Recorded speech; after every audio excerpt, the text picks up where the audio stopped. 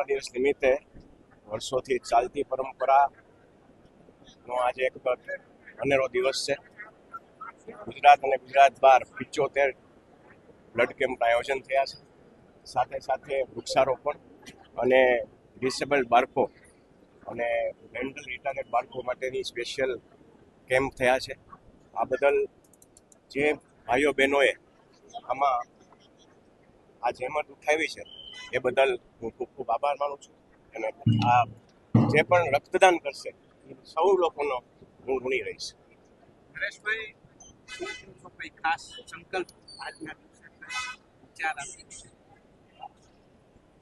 એક જ સંકલ્પ આજના દિવસે આવે કે દરેક સમાજના લોકો હળીમળીને રહે, આનંદથી રહે અને શાંતિ રાખી અને એકમેકના બની અને એકબીજાના કામ કરે એવી મહાપુરુષ પાસે પ્રાર્થના કરું. નરેશભાઈ, આનંદીબેને એક નિવેદન સ્ટેજ પર કર્યું છે કે પરિવારના લોકો દીકરીઓને અભ્યાસ માટે મૂકે છે, પરંતુ અભ્યાસની સાથે સાથે અન્ય યુવકો સાથે ભાગી જાય છે, બાળકનો જન્મ થાય છે અને તેને સાચવવાનું કોઈ નથી રહેતું, અનાથ બની જાય. અને સમસ્યા બહુ મોટી સમાજની દરેક સમાજમાં મોટી સમસ્યા છે.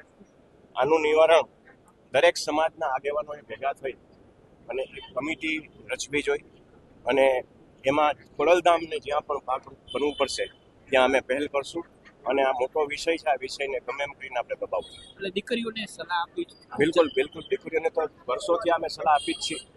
પ્રેમ કરવો એ કોઈ પાપ નથી, પણ પ્રેમ કોની સાથે થાય છે, માવતરની આપણને પરમિશન મળે છે કે નહીં, આ બહુ મહત્વની વાત છે.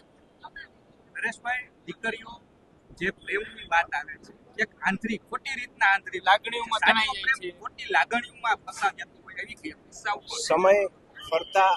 જેમ સમય ફરતો જાય છે એમ આ બધા પ્રશ્નો આવવાના. સોશિયલ મીડિયાનો જમાનો છે.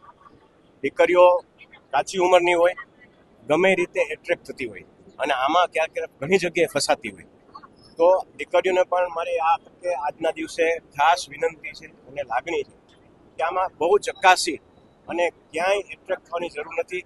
પ્રભુ પર ભરોસો રાખવો, ભગવાન ઉપર ભરોસો રાખવો. જે આપણને મળવાનું છે અહીંથી કોઈ છીનવી નથી જવાનું, એટલે કોઈ જાતનું એટ્રેક્શન ન થાય અને દીકરીઓ વ્યવસ્થિત રીતે માવતરનું માની અને આગળ વધે એવી આ તકે વિનંતી.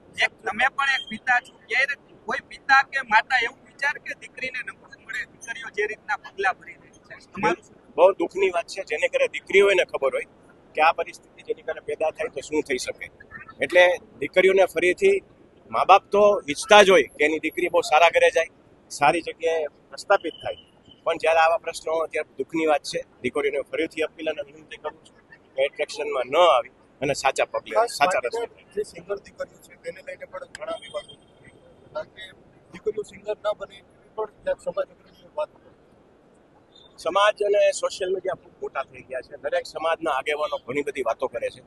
આપણે એક સમાજને લઈને આજે વાત ન કરી, પણ આ એક જે આપણે પ્રશ્ન કર્યો એ દરેક સમાજનો પ્રશ્ન છે.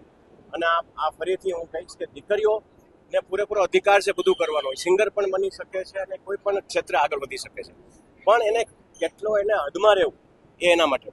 એક સિંગર બન્યા પછી એકની જવાબદારી મોટી, કારણ કે એ પ્રેરણા આપતી હોય છે. જો એવું જ કરે તો અન્ય દીકરીઓ પણ ક્યાંક. હું એવું માનીશ કે આ ભારત વર્ષની અંદર સૌથી મોટા ગાયિકા કોઈ હોય તો એ લતા મંગેશકર હતા. એ પણ એક દીકરી જ હતા એક જમાનામાં. લતા મંગેશકરને પ્રેરણા રાખી અને દીકરીઓને આગળ